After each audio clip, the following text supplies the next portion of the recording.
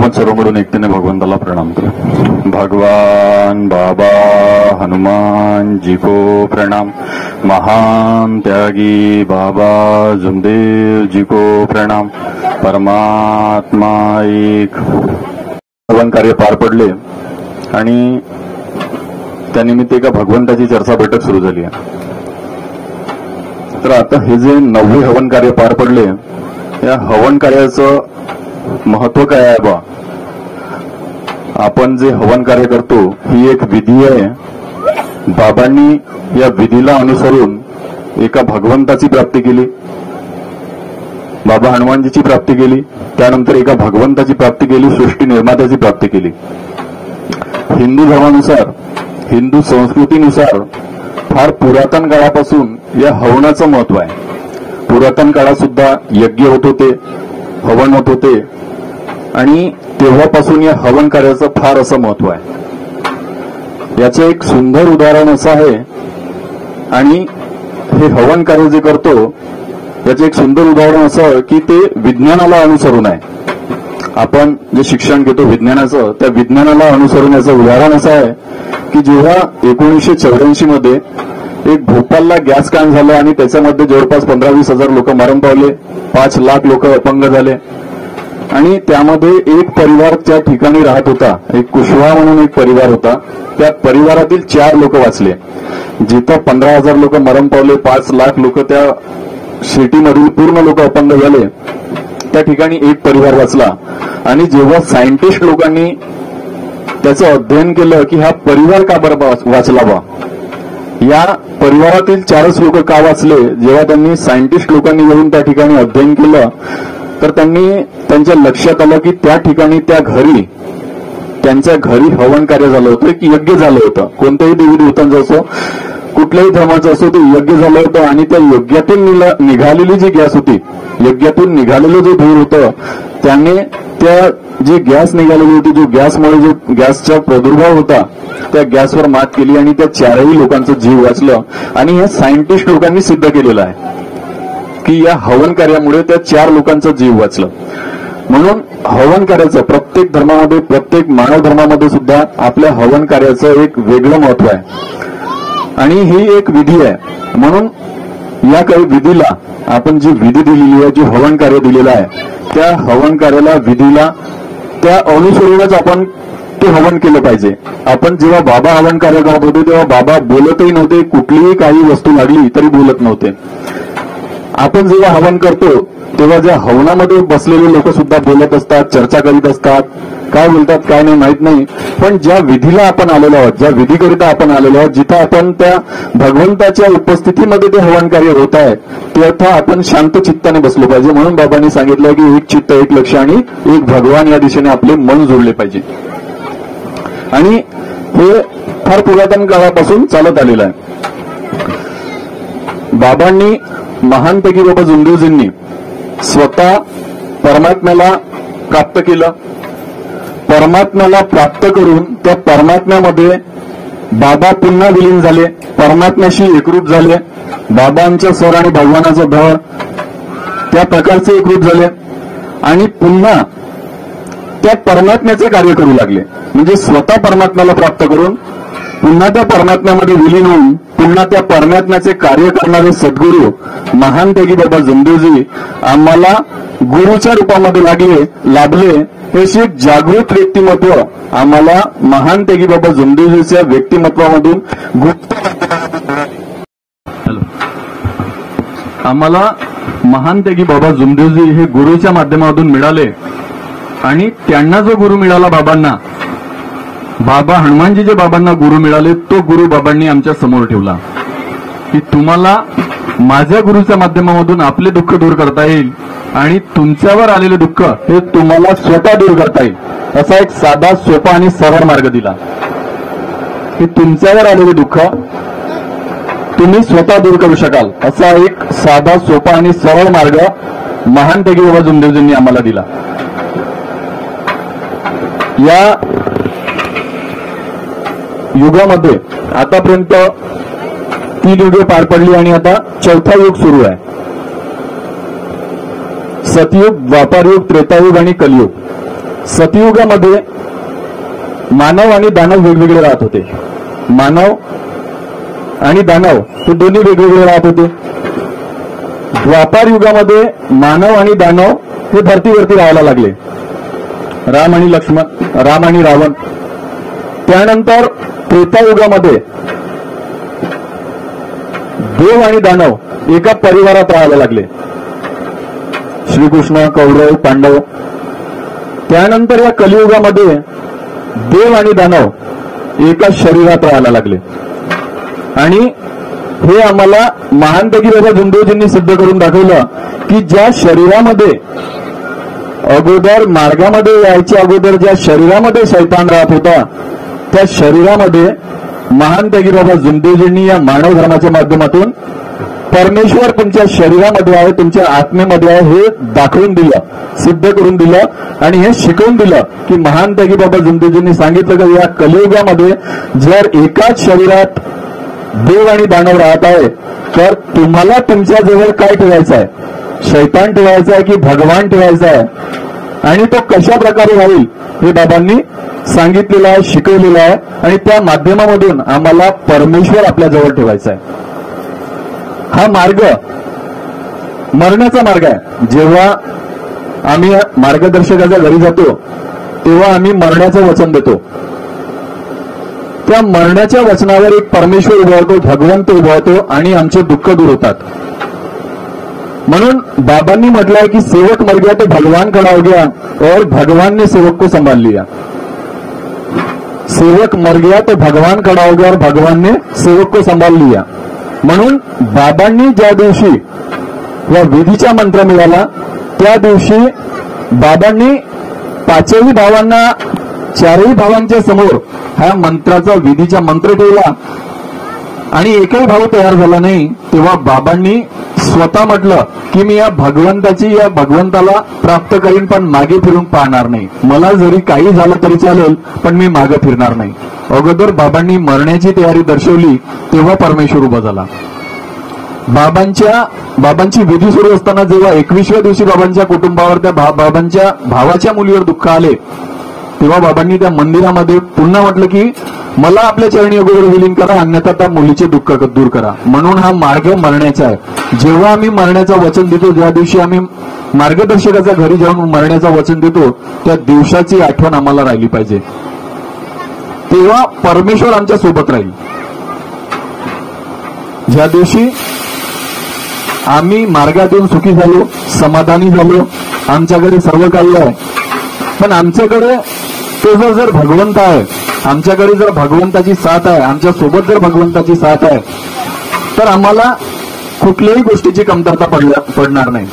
आम्ही जो योग मागतो तो आमचा पूर्ण होईल, आमच्या इच्छा पूर्ण होतील आणि आम्हाला जे नाही पाहिजे ते सर्व मिळेल. फक्त भगवंत आमच्या सोबत राहिला नाही. आणि म्हणून याकरिता जर भगवंताला आम्हाला आमच्या सोबत ठेवायचं असेल तर आम्हाला 4 तत्व, 3 शब्द आणि 5 नियम बाबांनी या छोट्याशा नियमावलीमध्ये आणि जी छोटीशी मानव धर्म परिचय पुस्तक दिलेली आहे यामध्ये 4 वेद, 6 शास्त्र, 8 पुराण या संपूर्ण याचा जो भार आहे तो एका छोट्याशा परिचय पुस्तक आणि जे नियमावली आहे त्यामध्ये दिलेला आहे. आम्हाला हे ओळखण्याची गरज आहे की अध्यात्म काय म्हणतो आणि या अध्यात्माच्या माध्यमातून आम्हाला काय शिकायचं आहे. जरी आम्ही या ठिकाणी बसलो आहोत तर आमचं मन, आमचे चित्त या ठिकाणी जुळत आहे काय, आम्ही जे बोलत आहोत या माईकवर जे सांगितले जात आहे त्याकडे आमचे लक्ष आहे काय, हे जर आमच्या या ठिकाणी बसल्यानंतर जर आमचे एक चित्त एक लक्ष भगवान बाबांनी जे सांगितलं आहे ते जर आमचं जुळत असेल तर या ठिकाणी आमचं बसण्याचा फायदा आहे, नाहीतर काही फायदा नाही. आम्ही जर इथे बसून राहत असू आणि माझ्या घरी काही चालत असेल, माझा मुलगा काय करत असेल, मुलगी काय करत असेल हे जर आमच्या डोक्यामध्ये असेल तर इथं बसून काही लक्ष नाही, काही अर्थ नाही. म्हणून बाबांनी जे सांगितलं की एक चित्त एक लक्ष भगवान या दिशेने आम्हाला कार्य करायचे आहे आणि या दिशेने जर कार्य करायचे असतील तर भरपूर काही गोष्टी सोडाव्या लागतील. ते बाबांनी सांगितलंय, भरपूर गोष्टी सोडाव्या लागतील. आम्हाला आमच्या मनावर ताबा ठेवावा लागेल. आम्ही जो त्याग करतो 42 दिवसाचा तो त्याग केल्यानंतर आम्ही सांगतो की बा आम्ही पक्के झालो, पण हा त्याग आमच्या जीवनभर कशा प्रकारे चालेल. बाबांनी जो त्याग केला त्यांच्या जीवनामध्ये तो त्याग आणि आमचा त्याग यामध्ये भरपूर तफावत आहे।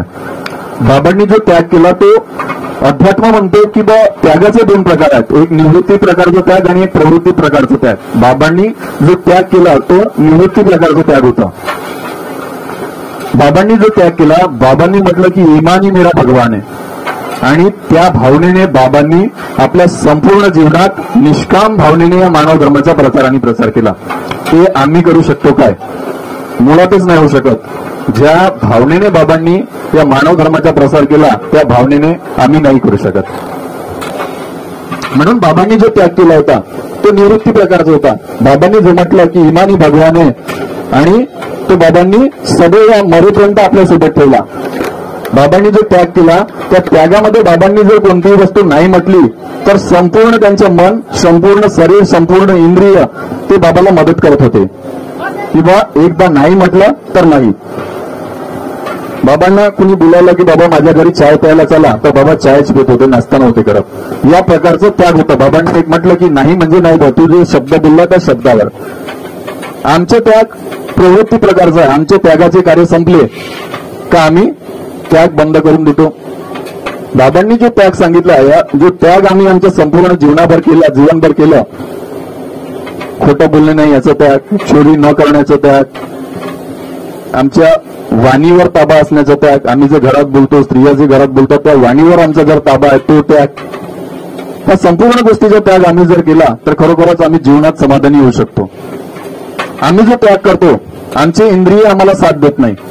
आमच्या घरी जर कोणी पाहुणा आला, आमच्या मुलांना म्हटलं की घे बाबू पैसे, आमचा मुलगा म्हणतो नाही नाही नाही पाहिजेत, तू 10 रुपये देत असेल पाहुणा, तर आम्हाला असं वाटते, आमचे मन असं म्हणते की यांनी 50 रुपये दिले पाहिजेत, आमचे मन असं म्हणते की आमच्या मुलाने पैसे घेतले पाहिजेत।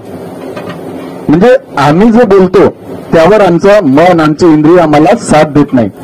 म्हणजे हा जो त्याग आम्ही करतो हा प्रवृत्ती प्रकारचा त्याग आहे। बाबांनी जो त्याग केला तो निवृत्ती प्रकारचा होता। म्हणून आम्हाला अध्यात्माशी जुळावं लागेल। आम्ही सामाजिक जीवनात जरी राहतो, आम्हाला प्रपंच आणि त्या प्रपंचामधून परमार्थ करायचा आहे, आणि त्याकरिता या अध्यात्माशी जुळावं लागेल। अध्यात्म खूप मोठा आहे, आणि आम्हाला जसजसं अध्यात्म समजेल, जसजसं आम्ही या अध्यात्माकडे वळू, तसतसं आम्हाला बाबांनी त्या भगवंताला कसं प्राप्त केलं, बाबांनी त्या हनुमानजीला कसं प्राप्त केलं हे माहीत होईल। पण त्यामागे लागलेले दुःख, त्यामागे लागलेला जो कष्ट होता बाबांना तो किती लागला। बाबांनी त्या शांताबाईकरिता 42 दिवस हवन कार्य केलं। आम्ही आमच्या घरी 1 दिवस हवन कार्य करतो। आम्ही कुणावर आलेले दुःख दूर करण्याकरिता 42 दिवस हवन कार्य करू शकत नाही। कोणताही मार्गदर्शक असेल किंवा कोणीही असेल, तो दुसऱ्यावर आलेले दुःख दूर करण्याकरिता हवन करू शकत नाही। म्हणून बाबांची जी वृत्ती होती, जी प्रवृत्ती होती, ती देव लोकांची प्रवृत्ती जी राहते त्या प्रकारची होती। म्हणून बाबा हे ज्या जुम्मन नावांनी ओळखले जात होते ते आज बाबा जुंबेजी म्हणून ओळखले जातात। त्या जगामध्ये लोकही 4 प्रकारचे आहेत, देव प्रवृत्तीचे लोक, सज्जन लोक, आसुर प्रवृत्तीचे लोक आणि विघ्न संतोषी लोक। जे देव प्रवृत्तीचे लोक राहतात ते दुसऱ्यांवर आलेले दुःख दूर करण्याकरिता स्वतःचे प्राण समोर ठेवायला तयार असतात। बाबांनी जसं केलं होतं की मी मेलो तरी चालेल पण त्या मुलीचे दुःख अगोदर दूर करा। आणि जे सज्जन लोक असतात ते माझ्यावर आले दुःख, मग मी त्या दुःखातून दूर झालो, आणि समाजात याकरिता जे दुःखी लोक आहेत त्या दुःख त्यांचे दूर झाले पाहिजेत। म्हणून जे लोक झटत असतात, जे मार्गदर्शक लोक आहेत किंवा जे सेवक लोक आहेत, जे तुम्हाला उपस्थित दिसतात, चर्चा बैठकीमध्ये दिसतात, कुठली चर्चा बैठक राहो, हवन कार्यालयावर राहो, ते सज्जन लोक या मार्गासाठी झटत असतात। आणि आसुर प्रवृत्तीचे लोक, ज्यांना म्हणजे दुसऱ्याच्या कामात अडथळा तयार करायचा, याचं जर चांगलं होत असेल, हा जर स्टेजवर बसत असेल तर याला इथं समोर कसं बसवायचं, याला खाली कसं बसवायचं, यासाठी ते झटत असतात। आणि विघ्न संतोषी लोक, जे म्हणजे ज्यांना कुणाचंही काही घेणं नाही, फक्त दुसऱ्यांच्या वाईट करण्यात त्यांना मजा येते। म्हणून आम्हाला समजावं लागेल की 4 वेद, 4 प्रकारचे लोक, बाबांनी हवनाच्या 4 दिशा सांगितल्या, 4 युग, 4 तत्व। तर या तत्वाच्या माध्यमातून बाबांनी सांगितलं की परमेश्वर कसा मिळाला बाबांना, त्या परमेश्वराला मला काही द्यावं लागलं आणि त्यानंतर परमेश्वरांनी मला काही दिलं, हे त्या 4 तत्वाच्या माध्यमातून बाबांनी सांगितलं आणि शिकवलं। त्या माध्यमामधून या 4 तत्वाच्या माध्यमामधून या मार्गाचे ते सिद्धांत ठरले आणि या 4 तत्वावर हा एक मार्ग उभा आहे. आणि या मार्गाचे 3 स्तंभ आहेत. मानव धर्माच्या मार्गाचे 3 स्तंभ आहेत किंवा महान त्यागी बाबा झुंदेजी, त्यांचे गुरु बाबा हनुमानजी जे आपण म्हणतो, त्यानंतर एक मार्गदर्शक आणि एक सेवक. तर आम्हाला समजावं लागेल की अध्यात्म काय म्हणत आहे. अध्यात्म आणि त्याचं स्वरूप हा फार मोठा आहे. आम्हाला अध्यात्म याचं शिक्षण घ्यावं लागेल. आम्ही जे व्हिडिओ पाहतो, युट्यूब पाहतो, आजकाल भरपूर लोक पाहतात, स्त्रिया पाहतात, युट्यूब पाहतात. त्यामध्ये आता एक खूप फेमस एक बाबा खूप फेमस झाला, IIT वाला बाबा म्हणून जो ओळखतो आपण, भरपूर लोक ओळखतात. तो आम्हाला काय शिकवतो, तो सांगते की त्याला 4 करोडचं पॅकेज होतं, त्याने ती नोकरी सोडून दिली आणि तो अध्यात्माकडे जुळला. का बरं जुळला बा? त्याला पैशाची गरज नव्हती, त्याला म्हणजे सुख सोयी चैन या सर्व गोष्टी पाहिजे होता, पण त्याने तो सर्व सोडून दिला आणि तो अध्यात्माकडे जुळला. जेव्हा आम्ही अध्यात्माशी जुळतो तेव्हाची जी शक्ती आहे, जी आपण जी शक्ती म्हणतो की दैवी शक्ती, निराकार दैवी शक्ती, ती जो अध्यात्माशी जुळलेला व्यक्ती आहे त्याच्यावर हावी होते आणि तो त्या संसारिक प्रपंचातून दूर होतो. आणि तो सांगतो IIT वाला बाबा की बाबा माझे आई वडील नुसते भांडायचे, घरी 24 तास त्यांचे वादविवाद चालू राहत होता, म्हणून मी या सांसारिक जीवनातून या मोहमायाला दूर केलं. आम्ही जे आपल्या मुलांना दाखवू, आम्ही आपल्या मुलांसमोर जे करू ते मुलं शिकतील. म्हणून आम्हाला आपल्या घरचं वातावरण, आम्हाला आमच्या सेवकातील वातावरण, घरचं वातावरण, आम्ही आपल्या मुलांना काय शिकवतो याकडे ते त्या माध्यमामधून शिकतील. म्हणून याकडे एक विशेष लक्ष द्यावं लागेल. बाबांनी सुद्धा आपल्या मुलाला योग्य ते या समाजामध्ये एक नाव घेतलं जाईल या पदावर पोहोचवलं.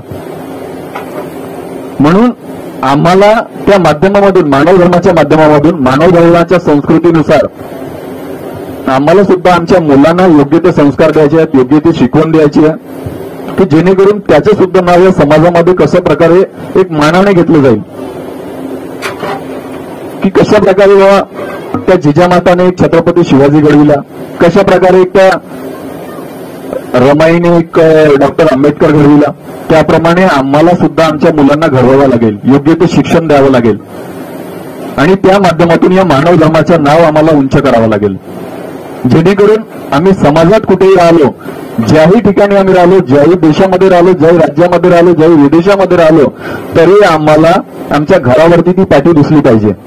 आम्हाला त्या मानव धर्माच्या माध्यमामधून आम्ही जर शिकत आहोत, मोठे होत आहोत, तर आम्हाला आमच्या घरावरती पाठी दिसली पाहिजे. नाहीतर आजकाल भरपूर असे शिक्षित लोक आहेत की त्यांच्या घरावरती पाठीच राहत नाही. या माध्यमामधून आम्हाला शिकवावं लागेल, शिकावं लागेल आणि एकता ठेवावी लागेल. बाबांनी सांगितलं की या मानव धर्मामध्ये आल्यानंतर तुमचे कर्म कशा प्रकारचे राहतील त्यावर तुमचा योग अवलंबून राहील. आम्ही कर्म कशा प्रकारचे करतो, आम्ही दररोज भगवंताला विनंती करून म्हणतो की मी माझ्या कर्मांनी चुकलो, याची मला क्षमा द्या. आम्ही दररोज म्हणतो. आम्ही कोणते कर्म असे करतो की ज्याची क्षमा आम्ही दररोज मागतो. आमच्या हातून चुका झाल्या तर आम्ही एक दिवस मार्गदर्शकाला सांगतो, एक दिवस बाबाला सांगतो की आमच्या हातून हे चूक झाली, आम्हाला क्षमा करा, चुकीने झाली बा. पण आम्ही कोणते असे कर्म करतो की ज्यामुळे आम्हाला दररोज त्या भगवंताला क्षमा मागावी लागते. आम्हाला हे समजावं लागेल की आम्ही ज्या धर्माशी जुळलो आहोत तो धर्म कर्मप्रधान धर्म आहे. ज्याप्रमाणे हा देश कृषीप्रधान देश आहे, त्याप्रमाणे आम्ही ज्या मानव धर्माशी जुळलेलो हा मानव धर्म कर्मप्रधान धर्म आहे. तुमची बोलभाषा, तुमची वाणी, तुमची नियत ही कशा प्रकारची आहे यावर तुमचे कर्म अवलंबून आहेत. आमचे विचार करण्याची पद्धती कशी आहे यावर आमचे कर्म अवलंबून आहेत. म्हणून एक विशेष लक्ष ठेवावं लागेल की आम्ही बाबाला आमच्या कुठल्या कर्माची क्षमा मागतो दररोज.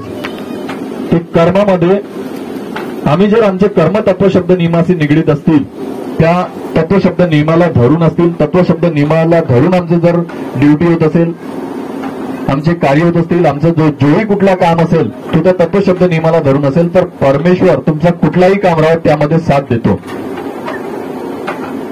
म्हणून या कर्माकडे विशेष लक्ष द्यावं लागेल. आणि बाबांनी सांगितलं कि यह आकार है और इस आकार में विकार है और यह विकार हम जब निकालेंगे तभी हम भगवान से संबंधित बनेंगे.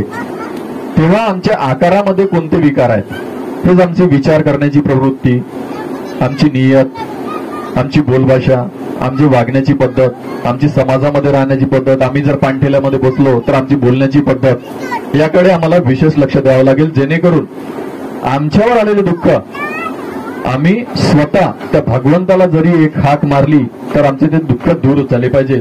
यावर आमचे कर्म अवलंबून आहे, यावर तो भगवंत अवलंबून आहे.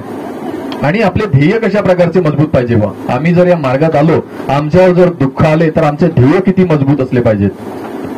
आता एक पिक्चर आलेला आहे, एक छावा पिक्चर म्हणून भरपूर लोकांनी पाहिलं असेल. तो पिक्चर काय शिकवते आम्हाला, जरी त्या संभाजी महाराजावरती कितीही दुःख आले, कितीही कष्ट आले, तरी त्या व्यक्तीने, त्या महाराजांनी आपल्या देवाचं नाव घेणं नाही सोडलं. शेवटच्या क्षणी तो देवाचं जेवढं नाव घेतो तेवढं त्या पिक्चरमध्ये ते दाखवलेलं आहे की तुमच्या जीवनात कितीही दुःख आले तरी तुम्हाला परमेश्वराचा धावा करावाच लागेल. म्हणून बाबांनी सांगितलं की सुख से मान या दुःख से मान, मानना तो तेरे को एक भगवान कोई पडेगा. म्हणून या मार्गात आल्यानंतर आम्हाला एकच भगवंत मानायचा आहे. आम्ही तर सर्व सोडून दिलं, एवढे दिवस होते सर्व विसर्जन करून टाकले. पण त्यानंतर काय बा, या मार्गात आल्यानंतर तर बाबांनी एकच परमेश्वर सांगितलंय, तुम्हाला सुखाने मानावं लागेल किंवा दुःखाने मानावं लागेल, पण एका परमेश्वरालाच मानावं लागेल. म्हणून आमचे कार्य त्या प्रकारचे असले पाहिजे. धन्यवाद साहेब. एवढंच बोलून माझे 2 शब्द पूर्ण करतो. सर्वांना माझा नमस्कार.